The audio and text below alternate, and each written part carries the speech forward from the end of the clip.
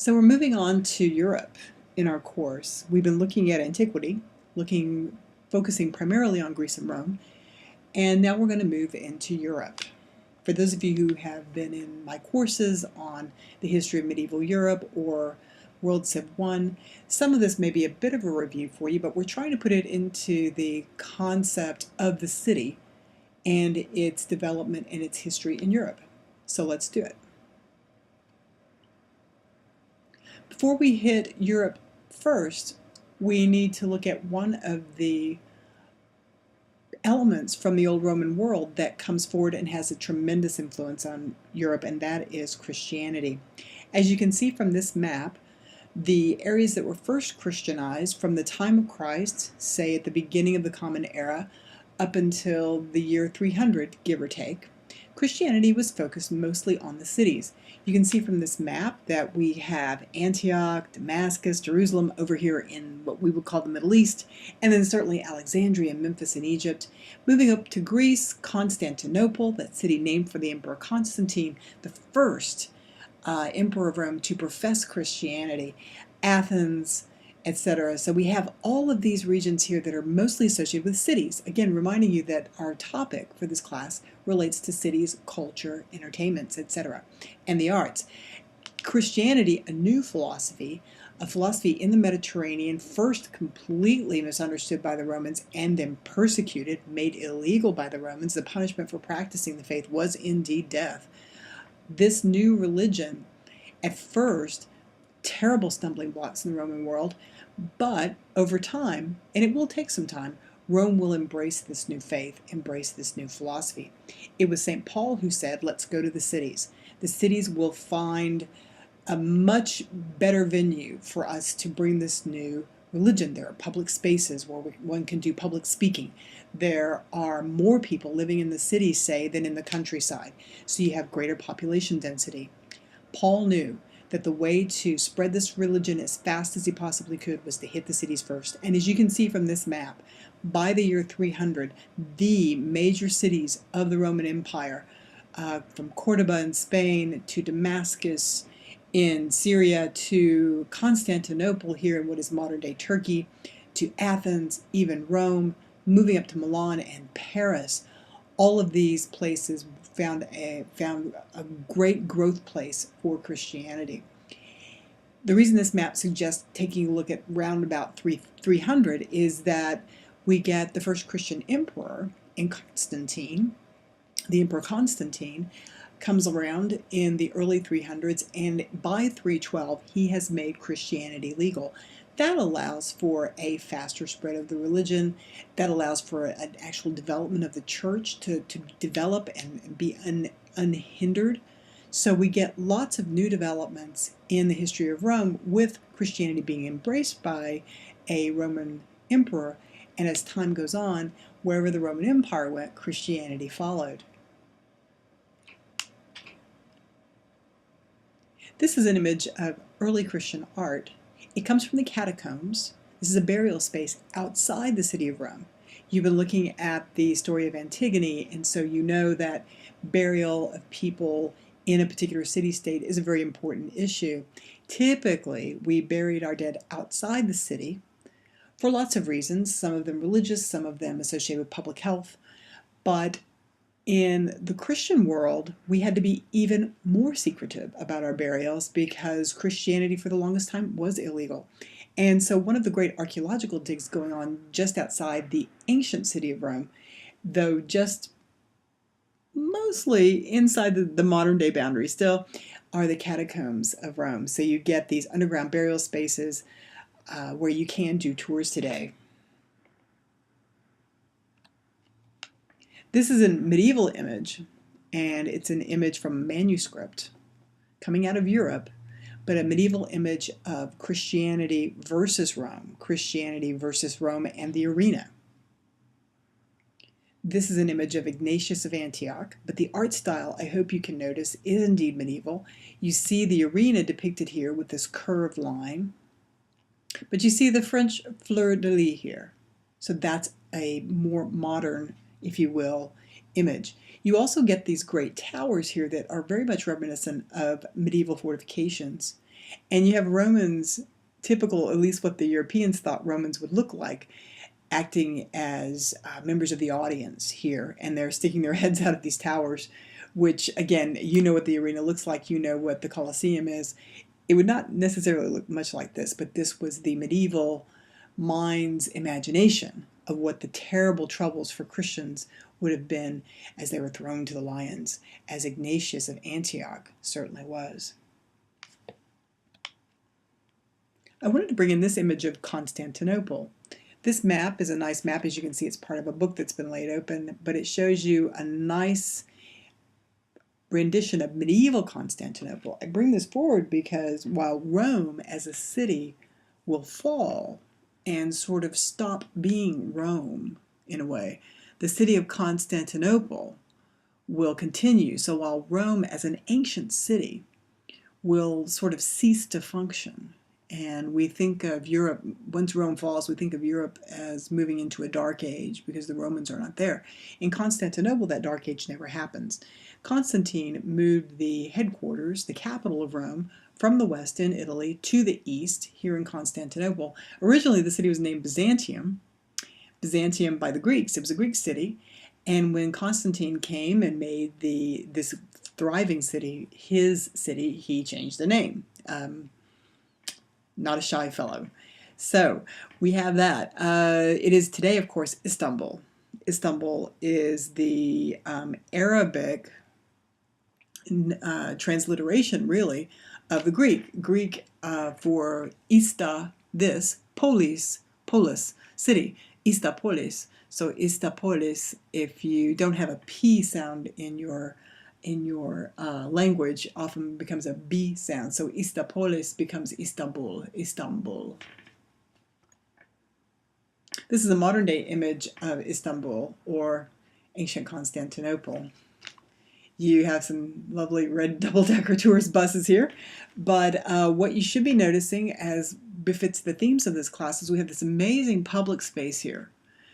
What you may not be aware of is that this public space here was once a hippodrome, what the Romans would call a circus maximus, or a circus, and the Greeks would call a hippodrome, which was just a course for horses to run, so a racetrack, if you will. So that's left over from the old Greek Byzantium. This here, this tall feature, is an obelisk brought from Egypt. There's another one right here. An ancient Roman general who had gone down to Egypt and made some success down there wanted to bring back some souvenirs. And so for him, souvenirs were obelisks, and he literally picked them up and brought them back here to the great city of Constantinople to show his victory, and had them put up in the old hippodrome. You also have here in the background the great Christian church, as it once was. It is now a mosque, but it was created as a church by the Emperor Justinian in the 6th century AD. This is Hagia Sophia. Hagia Sophia in Greek means holy wisdom. Now, of course, because the city is now a center for Muslim, for Turkish scholarship and spirituality, this church has been turned into a mosque. So it is a mosque in Islamic tradition. And you also have added these great towers. If you see them here, there are five minarets. They are called, one for each of the 5 pillars of Islam. So in this one picture, you get an extraordinary combination of city identity. The Greek hippodrome, now made into a park. The Egyptian obelisks, indicating the extent of the Roman Empire, going down to Egypt and bringing some of Egypt back. The great Christian church of the Emperor Justinian. And then, of course, signaling the takeover of the city by the Turks and by a group that practices Islam, the minarets, indicating that this is now a mosque. So the identity of this city, the Greek Byzantium, the Roman Constantinople, and now Turkey's Istanbul. This is a footprint, a diagram of the city. We will look at a couple of diagrams in this slide presentation, but here you have the old hippodrome. If you remember that park, right? Here you have Hagia Sophia, the great church. And not to forget, we do have great defensive walls here right along the water. Here's a lighthouse tower so that people could look out and see what might be coming. Again, Constantinople, placed as it is, right at that intersection of Europe and Asia, sits on a very strategically important place. So constant awareness of who might be coming by sea or by land was important for these people. Just another modern image reminding us that modern Turks, modern people of Turkey living in Constantinople, now Istanbul, enjoy water features as much as the ancient Romans did. And the interior. The interior of this great church. We will be looking at Gothic cathedrals. It is 6th century Roman building here at the center of this great church, this great city, that reminds us that these Romans could create these amazing domes, terrific arches. And when this church became a mosque, it was retooled, if you will, redecorated to some extent. There are still some of the old mosaics here, which is great, but it has been turned into a mosque with the decoration.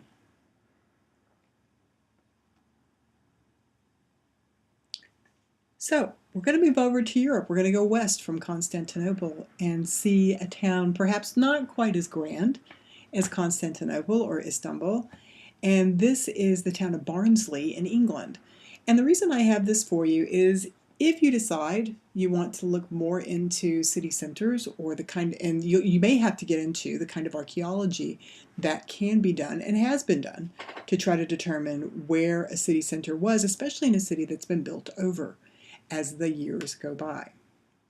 We'll have in our readings in our last couple of weeks a very modern attempt to look at city planning, and not only what does a community need in the 21st century, but what does a community need not only with regard to public space, but also with regard to virtual space. Right? So there's some interesting arguments going on. So it may be that the town center is something you're interested in. This particular town center in Barnsley is, as you can see, located, the pink area is the original city center. It's located very much where roads crossed, and most likely most small towns in medieval Europe were located where old Roman roads crossed because people traveled those roads, and those were potential dwellers who might want to come and stay in your town, tradespeople, or maybe people who needed some of the resources or services you would offer. This is a little easier to see the layout of a town. This is Carcassonne, I'm going to mispronounce that, sorry, from France, an old walled medieval city. You can find many of these around Europe today, in Italy, in France, in Germany. These people are worried about defense. Defense is one of our main issues in this class, looking at the origins of cities and why people gather together as a community. And as you can see, you've got defensive walls here with towers. You've got an area where defenders could gather should they need to, and then another wall beyond that with more towers. Here is the gate, the old gate for the city, where you would come in, but still you would be surrounded by defenders once you got in. So again, very concerned these folks are for defense. You have the religious center here, a church, as part of the community, and then lots of dwellings, as you can see, dwellings and perhaps businesses. So a terrifically preserved medieval city, still very vibrant today as we move into the 21st century. This is Peter Bruegel's 16th century imaginative display of maybe something he saw right out his own window. It's called Children's Games, and I like it for a lot of reasons, but it's a very interesting image. There's a lot of busyness going on and lots of people enjoying their town center, not only here in the foreground, but all the way up the road and all the way over here to the river. So we'll come back to this image, but the medieval town is where we're headed. This image from a manuscript gives you some idea of medieval commerce. So small towns, very busy, starting out very small as economic centers. Over to your left, you have gentlemen here preparing cloth, preparing textiles. You see some either cleaning them, repairing them, or maybe even fabricating them. You have, back here, perhaps luxury goods. These appear to be ermines, that black and white fur that you often see associated with royalty. This fellow is getting a shave and a haircut, it appears. So you can get personal services. And then this fellow over here to your far right with the jars, these bowls full of interesting things. And then over here you have a rhinoceros tusk, if you can imagine, that they had access to. This fellow is an apothecary. I know a lot of you are nursing majors or healthcare majors. And here is your ancestral profession, if you will, an apothecary, preparing remedies for folks. So many things can be had at the medieval town. Just to remind you of the economic importance of town, this is a Northern European map of the various towns that start to be developed as we move into the 1100s, 1200s, and we see lots of small towns and lots of small towns starting to develop, and we think that there was a pretty regularly traveled trade routes in this time. So towns growing economically as we move closer to our own time in history.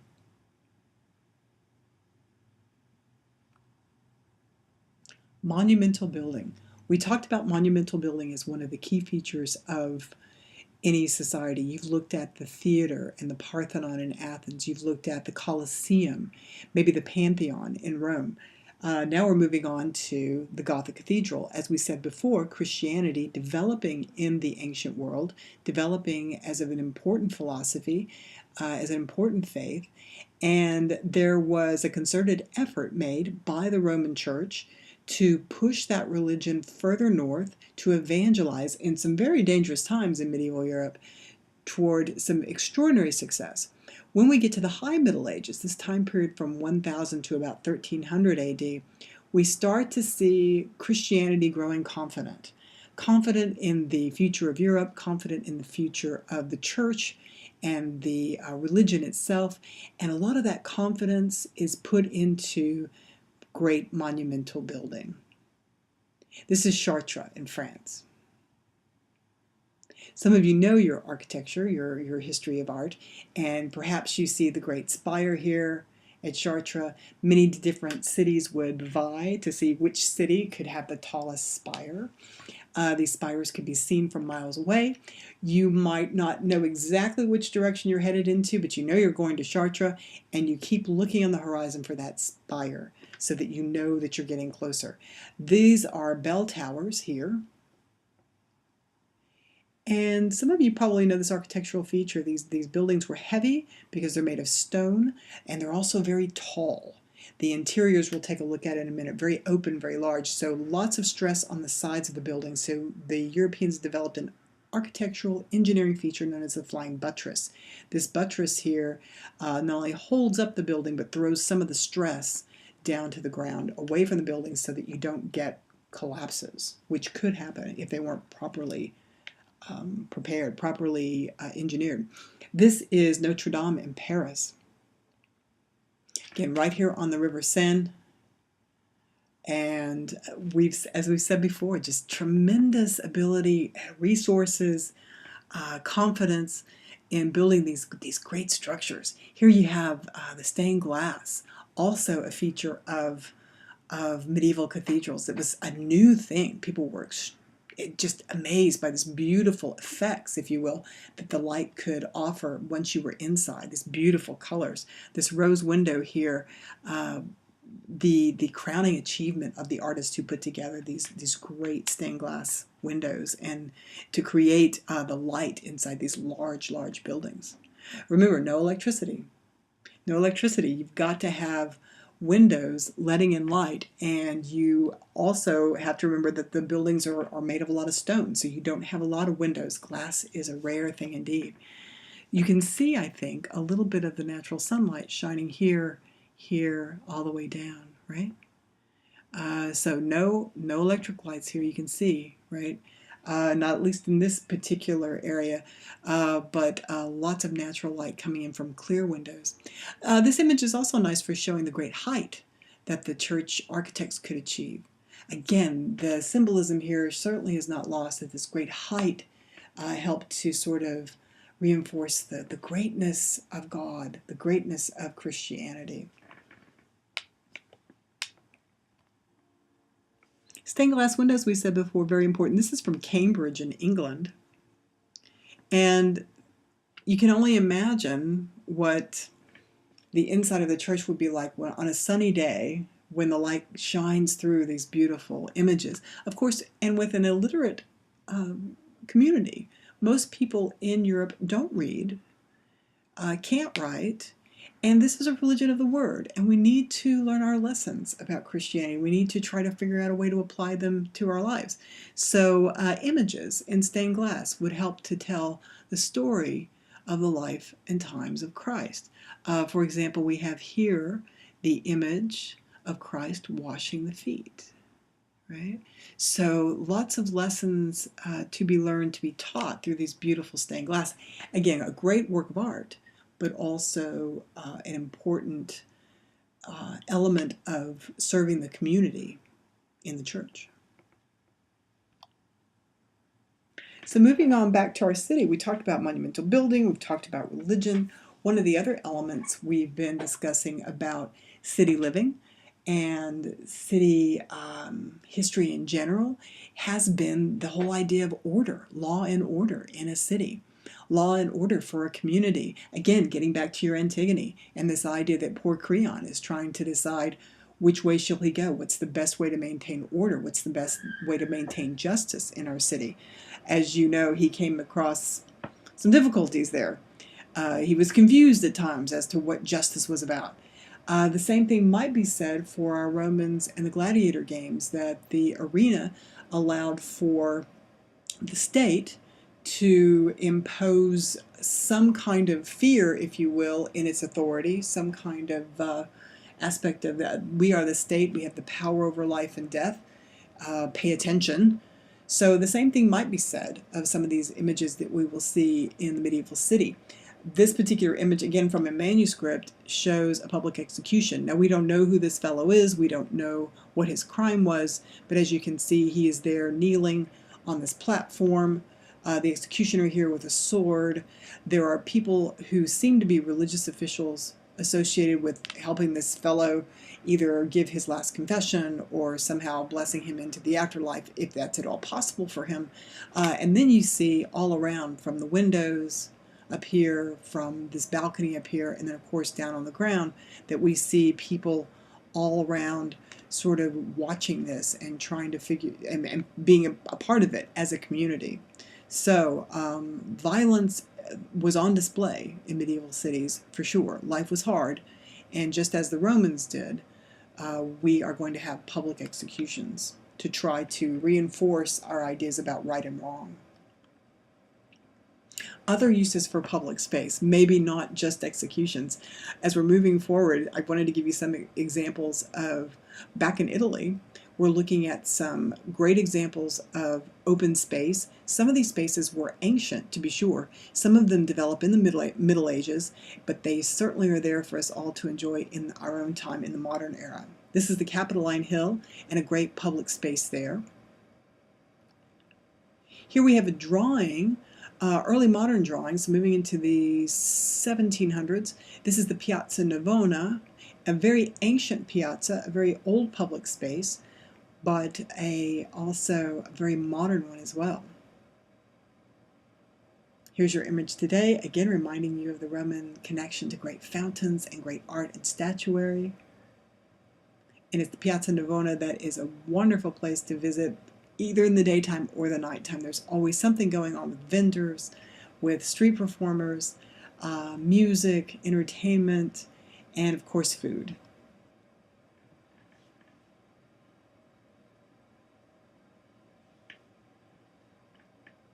And hopefully you're recognizing some of the architectural features we have already seen in other places. You have this wonderful round sort of hippodrome or circus area that's the public area now, but you can absolutely see how that might have been in the past, and certainly was used for horse races, and then a domed church.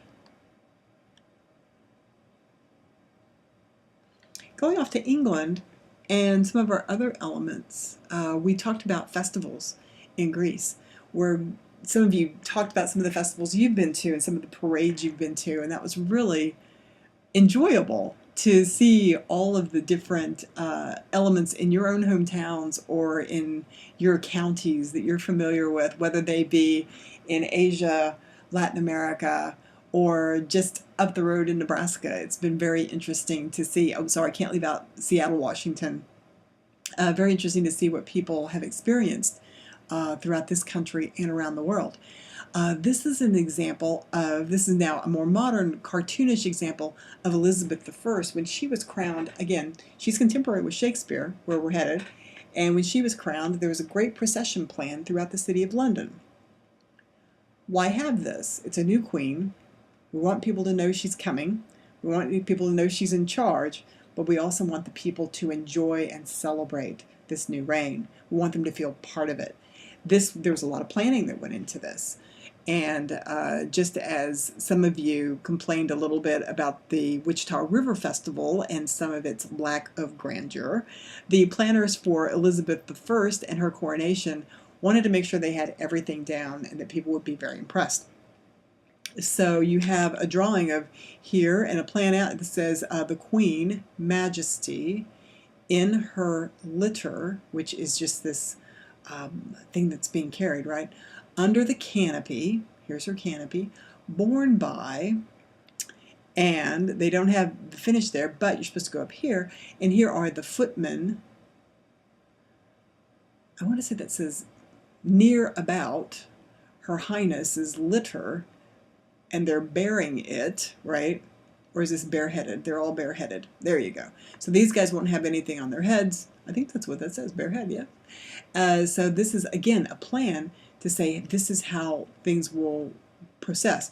Here's Lord Giles is here, Lord Ambrose will be here, Lord Robert Dudley will be here, and so they've even got lined out the order of the people processing. Again, something we saw in regard to the very detailed plans for some of the processions in Greece.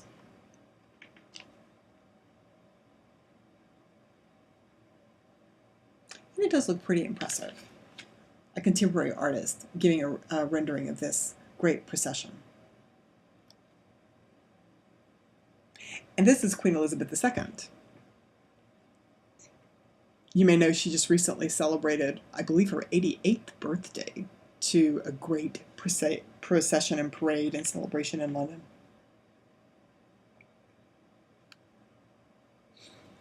So we've been looking at monumental building, we've been looking at public squares, we've been looking at great state processions.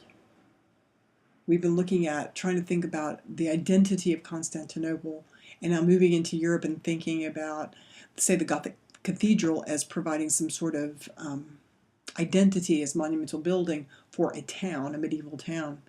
Some of the other kinds of entertainment, some of the other arts that we find represented in these medieval towns are interesting to note. For example, the dance macabre. You may have seen this before, but we see images of this in many churches, in many places, in many towns, and we also have primary sources. We have people writing about these things. The 14th century in Europe was a terrible time. There was famine, there was warfare, and yes, the Black Plague, the terrible bubonic plague came through Europe, and the combination of these three things, some suggest, wiped out 1/2 of Europe's population. So a terrible time to live. A great time to survive, to be honest, but it'd be a terrible time to live through if you could make it. Some of the art starts to reflect this idea of dance. And not only just dance, but dance macabre. This young lady is dancing with this skeleton, who then is connected to this fellow here who is a king, right? So you get kings dancing with the dead, ladies who appear to be very lofty ladies. She has a crown on her head. Maybe she's the queen, dancing with death, to indicate that even the highest among us can suffer during this time of plague and famine and war. This other image from a German church is perhaps a little more primitive looking, if you will, right? But you get the same thing happening. You get someone here in nice robes, perhaps a churchman, dancing with someone who is a skeleton here. You get another person in some clothing, perhaps a knight, dancing with someone here that has a sword. This person has a much shorter tunic and is perhaps, lower class, we're not sure, dancing with another skeleton here. The idea seems to have been to put these images into the church to remind people that yes, life is hard. Yes, we're always, we have life. Death is a part of life. We're all of us on our way to death, or in some fashion. So accept that. Be okay with that, because the kingdom of Christ is coming. We will overcome the troubles of life in our faith. Right? So it's sort of this idea that this is frightening to us, so let's go ahead and put the image up so that we can own that fear and transform it somehow through our faith, if that makes sense. So this idea of the dance being represented in art, and this dance macabre, this idea of addressing our fears through this dance and supporting that fear, overcoming that fear through faith, thereby putting it also associated with the church, is a very interesting use of art, dance, and music. We also have this lovely drawing from St. Mary's Church in Beverley, in England, and these are minstrels, indicating that music is a part of our lives. Music is a part of our lives, just as the church is. And so we have these wonderful musicians, very pretty, very nice picture, representing, everything from woodwinds to stringed instruments to the drum. Other kinds of entertainments we want to talk about. So if dancing and music are part of our lives and part of death, we also have other kinds of games, entertainments.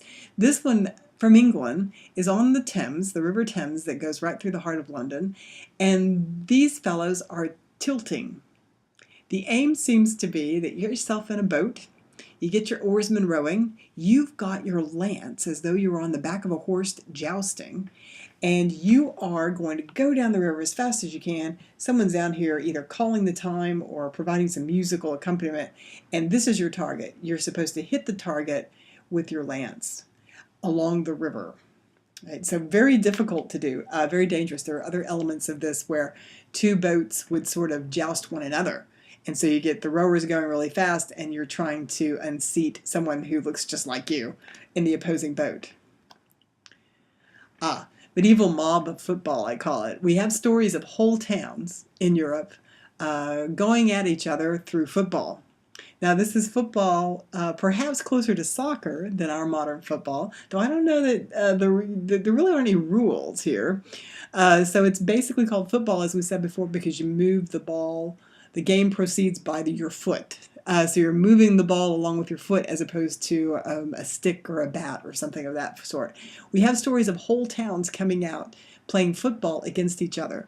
This is not a team of 5 or 7 or 10 or 12. This is a team of one town versus the other.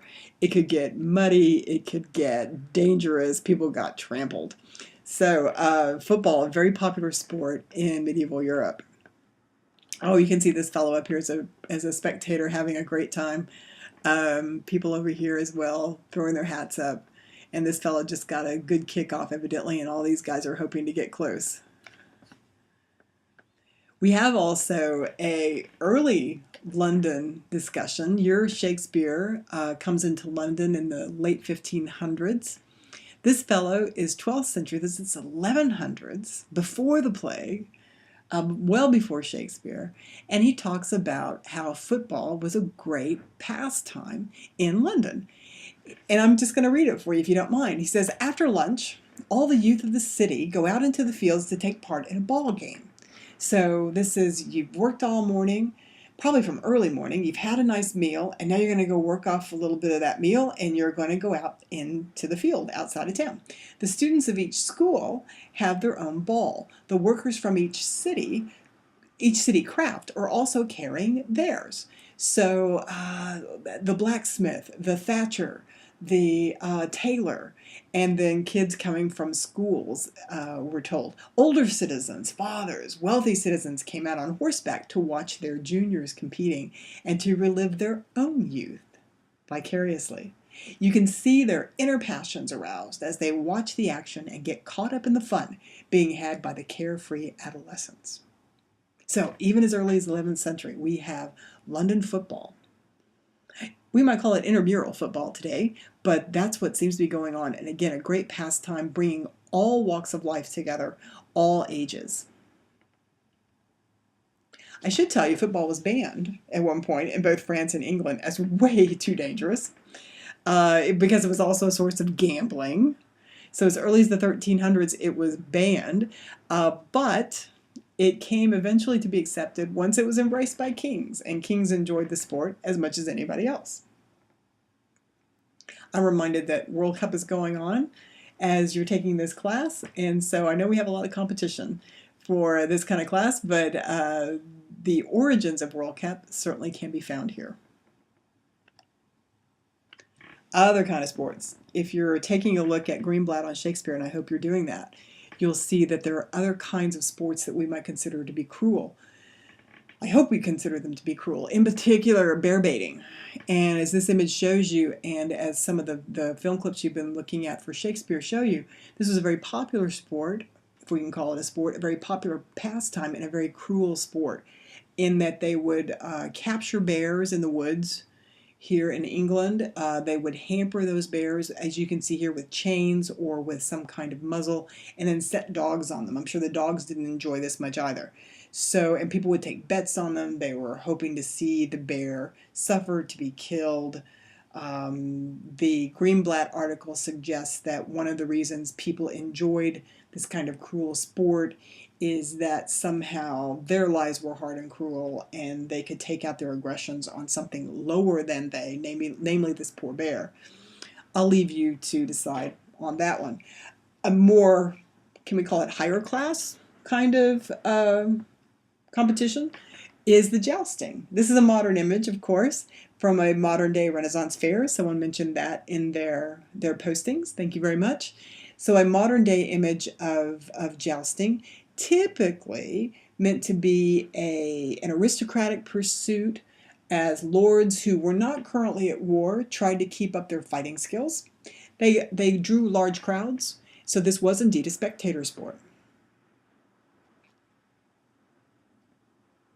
Oh, a modern cartoon image of it, reminding us that the allure of the medieval joust is still with us today. Other pastimes that we might consider more elite than lower class would be hunting. This is falconry, and I believe this is Conrad of Germany. This is a nice tapestry of him. If I've got the art form correct, I believe that's a tapestry. It could be a manuscript, but it looks more tapestry to me. And you can see his dogs, you see his horse, and his trained falcon going after a bird. So hunting. And then a little bit lower class, can I say lower class? A little bit of a sport that more people could enjoy. Is it baseball? Is it cricket? It's a bat, it's a ball. It looks like the fellow on your right is pitching, and the fellow on the left is getting ready to hit that ball as it comes at him. So many different pastimes taking place in European cities, in the European countryside, adjacent to the cities, and in, of course, the town square. Getting back to Bruegel. So what we've been looking at in this slide is, or the slide presentation, is the rise of medieval cities in Europe. They have a lot of things in common with ancient cities, Greece and Rome. They have some new developments in the Gothic cathedral. These will be Christian societies, first and foremost. They're European. The climate's colder. You don't see as many outdoor squares. You don't see as much public business being done out of doors. But still, in this Bruegel painting, coming up about the time of Shakespeare, you're reminded that cities can be crowded, cities can be a little hectic, a little chaotic, maybe even a little dangerous, but people also gather there to have fun, to trade, to meet one another, to enjoy themselves. And I would invite you to take a minute or two to just look at this image and see how many different activities you can see people engaged in.